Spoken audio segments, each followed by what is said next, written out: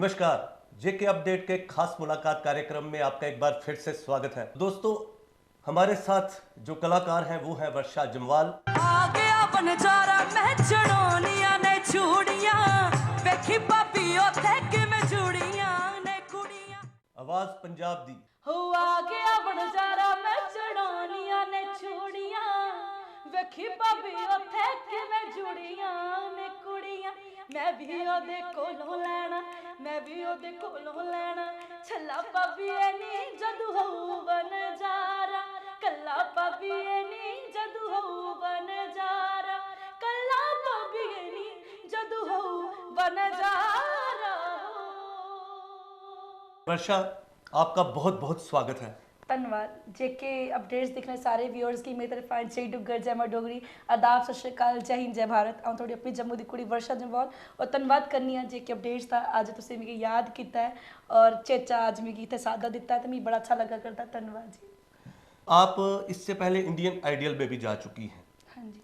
तो उसका क्या एडवांटेज था जो आप इसके बाद पंजाब में आके आपने ये परफॉर्म किया है? पहले उसके बारे में बताएं कि उस जो एक्सपीरियंस का क्या फ़ायदा था इसमें? एक्सपीरियंस का फ़ायदा ये था, देखो मैं बचपन से ही 3 साल की उम्र से जागरण करती हूँ और जागरण में गा के मेरा एक टोन था ना वो, क्योंकि मैंने कभी सीखा नहीं। तो जब मैं जम्मू से बाहर अपनी मदर के साथ निकली बॉम्बे और वहाँ जब गई, मेरे को वो जो चीज़ जो फिल्म इंडस्ट्री में जो क्या होता है मुझे कुछ पता ही नहीं था। मेरे लिए सब कुछ नया था और आई वाज लाइक वो ये मतलब क्या है कैसे ना। तो वो ज़िंदगी का एक बड़ा अच्छी मेरे लिए एक्सपीरियंस था, क्योंकि गुरुजन मिले वहाँ पे जिन्होंने मुझे थोड़ा सा संवारा, समझाया टेक्निक्स कैसे बॉलीवुड कैसे गा जाता है, पंजाबी कैसे गा जाता है, या मैं जागरण करती हूँ वो टोटली डिफरेंट है, जो बॉलीवुड में वो डिफरेंट है। और जो मेरी वहाँ ग्रूमिंग हुई ना, जो ग्रूमिंग जो चीज़ मैंने वहाँ पे 1 महीना ग्रूमिंग जो मेरी सेशन चला ना, उस चीज़ में मुझे बहुत कुछ सीखने को मिला और मेरी वॉइस में बहुत इंप्रूवमेंट हुई। देखिए दोस्तों, मेरा क्वेश्चन करने का कारण ये था कि वो मैं इंडियन आइडल का एक्सपीरियंस इसलिए शेयर किया है इनके साथ क्योंकि इन्होंने ये कहा कि ये बाहर हुई, ये आगे नहीं पहुंच पाई। हाँ। लेकिन इन्होंने बहुत कुछ सीखा। हाँ। तो ये आप ये बात समझे कि हम लोग जब बाहर जाते हैं, लोग कहते हैं या तो हम जीतते हैं या हम सीखते हैं। हाँ। तो ये जीती नहीं वहां पर, इन्होंने सीखा बहुत कुछ। वर्षा जी, ये बात सही है या गलत है? और वही सीख मेरी आवाज़ पंजाबी में काम आई और जहाँ से मैंने 2nd प्राइज़ लिया। इसमें कैसे आपने अप्रोच किया कि मुझे कैसे वहाँ पर जाना चाहिए, कैसा था? देखो जी, कटरा में एक नवरात्रा फैसटिवल होंदा, all India devotional song competition, और उत्थे मैं पार्टिसिपेट किया 2016 ਦੇ ਵਿੱਚ 15-16 ਦੇ ਵਿੱਚ। ਤੇ ਉਹਦੇ ਕਨੇ ਚੈਨਲ ਕਨੈਕਟਡ ਹੈ MH1 ਚੈਨਲ, ਜਿੰਨਾ ਵੀ ਚੈਨਲ ਉੱਪਰ ਆਂਦਾ ਉਹ MH1 ਉੱਪਰ ਆਂਦਾ ਹੈ। MH1 ਸ਼ਰਧਾ ਉੱਪਰ ਜਿੱਥੇ ਮਾਤਾ ਦੀ ਆਰਤੀ ਲੱਗਦੀ ਹੈ। ਤੇ ਇੱਕ ਵਾਰੀ ਉੱਥੋਂ ਵੀ ਮੈਨੂੰ ਮੌਕਾ ਹੋਇਆ ਹੈ ਪਹਿਲੇ ਵੀ ਜਾਣ ਦਾ, ਕਿਉਂਕਿ ਜਿਹੜੇ ਵਿਨਰਸ ਹੈ ਕਟਰਾ ਦੇ ਵਿੱਚ ਉਹਨਾਂ ਦੀ ਸਿੱਧੇ ਸਟੂਡੀਓ ਰਾਉਂਡ 'ਚ ਐਂਟਰੀ ਮਿਲੀ, ਮੇਗਾ ਆਡੀਸ਼ਨ ਵਿੱਚ ਐਂਟਰੀ ਮਿਲੀ ਸੀ। और उत्थे मैं पहले भी गई थी, उत्थे मैं बट सैमीफाइनल तक पुजी ही, बाहर हुई ही। और इस बार बढ़ती अब मौका मिला क्योंकि उन्हें असें एक ऑफर दिता कि ऑडिशन चला करते तो उसे देने ना, क्योंकि अस पहले भी पार्टिसिपेंट रह चुके थे। आई सेड यस, बिल्कुल। मैं थैंक्स करनी सुखजिंदर यमला जी उन्हें, और जिंदे थ्रू उत्थे मैं गई और मैं उत्थे गाया, बाकी उत्थों भी मौका था। वर्षा, ये कितने कंटेस्टेंट थे शुरू में? स्टूडियो राउंड में कंटेस्टेंट थे कोई 26 कंटेस्टेंट जो सिलेक्ट हुए थे और उनके बीच आपस में कंपटीशन है जी। तो वर्षा, जैसे मैंने भी ये देखा है जब भी हम लोग बाहर जाते हैं तो कंपटीशन बहुत ही टफ होता है। मैं सिंपल लाइन में बोलूँगी, it's not a cup of T that can be taken by everybody. चाह का कप नहीं लो जी, फड़िया तो पी लिया, नहीं। ये बड़ा औखा काम है। मैं क्योंकि बड़ी मेहनत है जी, बड़ी मेहनत है जरा करने। मैं चीज़ें सीखी बाहर निकलने के बाद। जम्मू में वो सोचती जी ऐसे गाए, ऐसे परफॉर्म किया, लोगों ने प्यार दे दिया, ओके, नहीं, बड़ी मेहनत है। बाहर जाइए, बड़ा मुश्किल है उत्थे तक पुजना। एक फनकार उत्थे आया होंदा है, एक फनकार, एक को एक उपर ना सारे भारत के इन्ना टैलेंट, इन्नी कला है ना, उनके विच खलोना भी ना लगता कि नहीं इतने साड़ी जित हुई, उत्थे वहाँ खड़े होना भी लगता है कि नहीं हमने जिंदगी में जीत हासिल कर लिया। दोस्तों, ये बात समझिए आप, वर्षा का कहना ये है कि जो हम टीवी पे देखते हैं वो इतना आसान नहीं होता है, क्योंकि बहुत मुश्किल है, बहुत टफ कंपटीशन है। आजकल के पेरेंट्स ये सोचते हैं कि हमारा बच्चा भी वहाँ पहुँचकर बस कुछ हासिल कर लेगा, तो ये इतना आसान नहीं है। क्योंकि मुझे भी एक्सपीरियंस है, बूगी वूगी डांस दीवाने जूनियर से मैं अभी होके आया हूँ, 1 महीना वहाँ रह के आया हूँ। तो इतना स्ट्रगल है, जो टीवी पे दिखता है वो बहुत इजी दिखता है, लेकिन उसके बैक जो इतनी मेहनत है वो इतनी ज़्यादा नज़र नहीं आती है। तो मैं वर्षा के द्वारा आपको ये कहना चाहता हूं कि आप अगर वहां जाएं तो वो इतना इजी मत समझिए, क्योंकि वो 100 में से एक नहीं, 1000 में से एक नहीं, लाखों में से एक लकी होता है। क्यों वर्षा जी, आप इस बारे में एक बार फिर से बताएं। बिल्कुल, जब मैंने इंडियन आइडल के ऑडिशंस दिए थे ना, तो सबसे पहले मेरे को उसको जो उसके प्री राउंड्स होते हैं ना, उसको क्लियर करने में नानी याद आ जाती है, क्योंकि जजेस हमें डायरेक्ट नहीं मिलते हैं। पहले उनकी कास्टिंग क्रू होती है, उनकी पीछे की टीम होती है जो टैलेंट को चुनते हैं। लाखों लोग, कितने लाखों सिंगर्स में से वो खाली टॉप 100 बच्चे चुनते हैं जो जजेस के सामने गाते हैं। वो जो टॉप 100 चुनते हैं उनके भी कोई 10-12 राउंड होते हैं।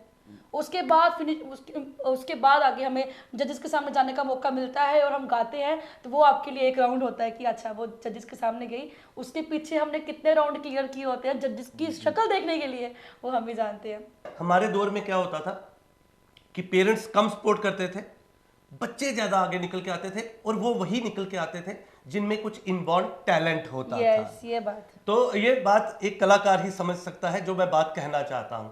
तो ये होता था कि हम जब इस लाइन में आगे आने की कोशिश करते थे तो हमें होता था कि हमने अपने आप को साबित करना है पेरेंट्स की नज़र में कि हम कुछ कर सकते हैं। आजकल क्या है कि पेरेंट्स की सपोर्ट है, लेकिन पेरेंट्स ये नहीं सोचते हैं कि इसमें इनबिल्ट टैलेंट बहुत ज़रूरी है, इनमें मेहनत बहुत ज़रूरी है, क्योंकि पैसा या सपोर्ट सब कुछ नहीं कर सकता है।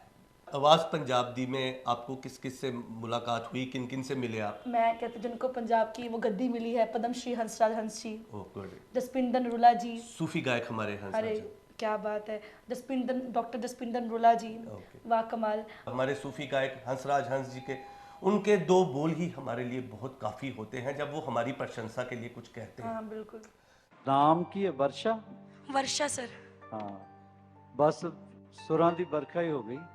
धन्यवाद सर, जय माता दी, जय माता दी, थैंक यू। बहुत बहुत जीदारी ना गाया कुड़ी ने, थैंक यू सर, बहुत ही अच्छा गाया, धन्यवाद बहुत सर, मजा आया। धन्यवाद जी, जीते रहो, थैंक खुश यू, रहो, जय माता दी, खुश थैंक यू, रहो। Thank you. ਥੈਂਕ ਯੂ ਉਸਤਾਦ ਜੀ। ਜਿੱਦਾਂ ਪੰਜਾਬੀ ਚ ਕਹਿੰਦੇ ਨੇ ਵੀ ਤੁੰਨ ਕੇ ਗਾਇਆ, ਆਹਾਹਾ ਉਹ ਬਾਤ ਹੈ।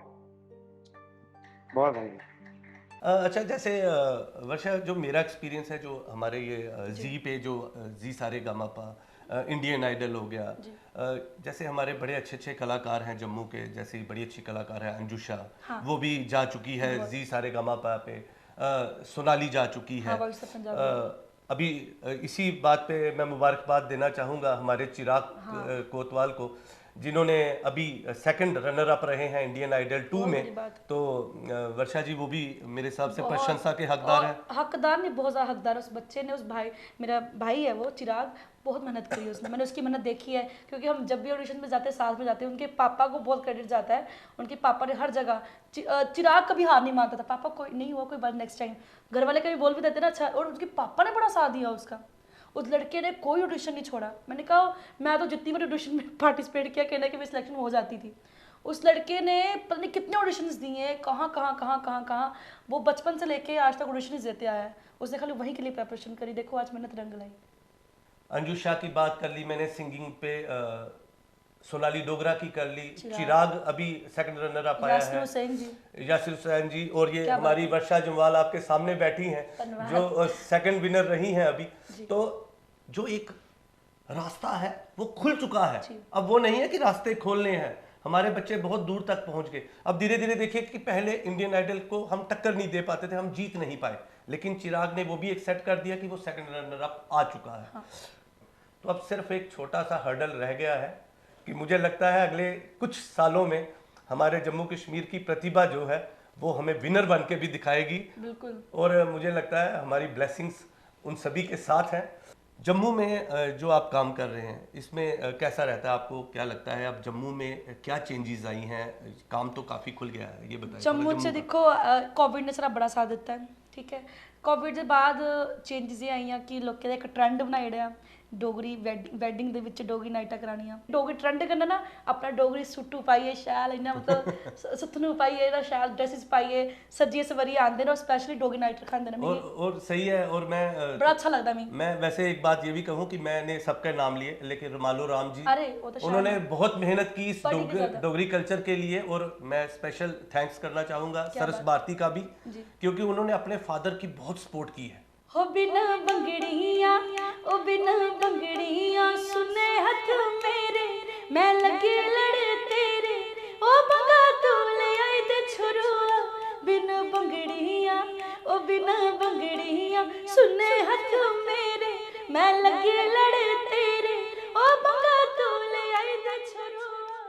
हमारे जो आने वाला यूथ है, जो हमारी प्रतिभा है, उनको भी कोई मैसेज दे दें अपनी तरफ से। मैसेज ये दे दूंगी कि भाइयों बहनों और जितने भी माता मेरे पिता समान लोग देख रहे हैं, बस लड़ाइयों के चक्कर में मत पड़िए कि कौन कर रहा है, कौन किसकी सपोर्ट कर रहा है, कौन किसकी सपोर्ट नहीं कर रहा। देखो उसको आज उस विनर ने बुला लिया, उसने बुला लिया, हमारे वालों को तो कोई बुलाता ही नहीं है, ये पार्शलिटी करते नहीं।